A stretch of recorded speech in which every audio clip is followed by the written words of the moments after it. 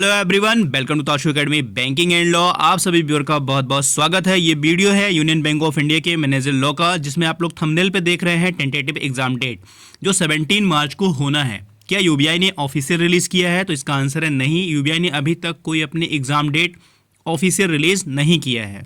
क्या ये श्योरिटी है कि हमारा जो एग्ज़ाम है यूनियन बैंक ऑफ इंडिया के मैनेजर लॉ का वो 17 मार्च को कंडक्ट होगा? यस, बिल्कुल 100% श्योर है कि आपका जो एग्ज़ाम है वो 17 मार्च को ही कंडक्ट होगा। तो आपके पास अब कितने दिन बच रहे हैं अपनी प्रिपरेशन को और अपनी सारे एक्टों को कंप्लीट करने के लिए? इसको लेकर एक रिट पड़ी थी दिल्ली हाई कोर्ट में। इसी वजह से मैं कह रहा था कि थोड़ा टाइम लग सकता है, बट वो विड्रॉ हो गई है।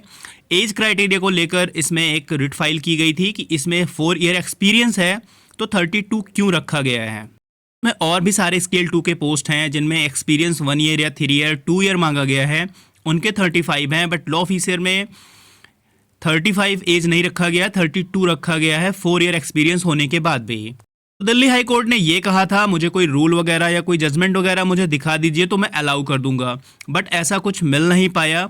और यूबीआई की तरफ से उन लोगों ने कहा कि हम लोगों में कोई मैक्सिमम एज नहीं है लॉ ऑफिसर को लेकर, तो इसलिए हम लोगों ने 32 रखा है क्योंकि ये प्रमोशन वगैरह में आगे प्रॉब्लम क्रिएट करता है। तो अगर ऐसी बात थी तो और भी जो स्केल 2 के पोस्ट हैं उनकी एज 35 क्यों है, लॉ ऑफिसर का 32 क्यों है? ये एक वैलिड पॉइंट है, बट कोर्ट को समझ में नहीं आया और उन्होंने इस एप्लीकेशन को, इस रिट को विड्रॉ करने के लिए कह दिया है।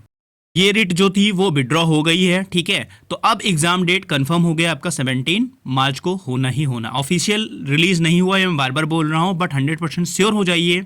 अपनी प्रिपरेशन को और बढ़ा लीजिए जिससे आप जो है इस एग्ज़ाम में सफल हो सकें। इस एग्ज़ाम को क्रैक करने के लिए आपके पास जो स्ट्रैटजी होगी अभी तक, अपने बेयर एक्ट को बार बार रिवीजन करिए।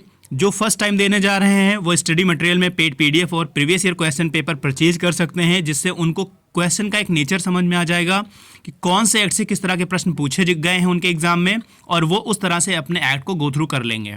समझना बहुत ज़रूरी है, तो अपनी बेयर एक्ट को रिवीजन करिए, डेली वाइज एक टाइम टेबल बना लीजिए और उस हिसाब से अपने बेयर एक्ट को पूरा कंप्लीट करके ख़त्म करिए।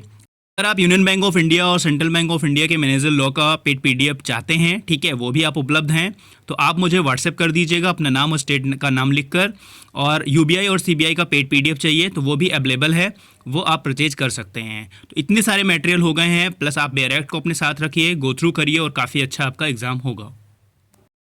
यहाँ पर आपकी एग्जाम डेट कंफर्म हो गई है। स्टडी मटेरियल में आपको क्या मिलेगा? पेड पीडीएफ मिलेंगे जिसमें 35 पीडीएफ है, 1800 क्वेश्चन है, और प्रीवियस ईयर क्वेश्चन पेपर करीब 11-12 क्वेश्चन पेपर हैं, उन्हें भी आप सॉल्व कर सकते हैं। तो अभी तक आपने बेयर एक्ट को आधा पढ़ लिया हो या कंप्लीट कर लिया हो तो अब आप एमसीक्यू लगाइए, आईबीपीएस के पैटर्न को समझिए, उनके क्वेश्चन के नेचर को समझिए, जिससे आपका एग्जाम और ईजी होगा। तो ये सारी चीज़ें करिए। कोई क्वेरी हो तो व्हाट्सएप करिएगा, नंबर डिस्क्रिप्शन बॉक्स में दिया गया है, या कुछ भी इससे रिलेटेड आपको पूछना है तो जरूर मुझे व्हाट्सएप करिएगा। चलिए मिलते हैं नेक्स्ट वीडियो में। God bless you to all, thank you for watching.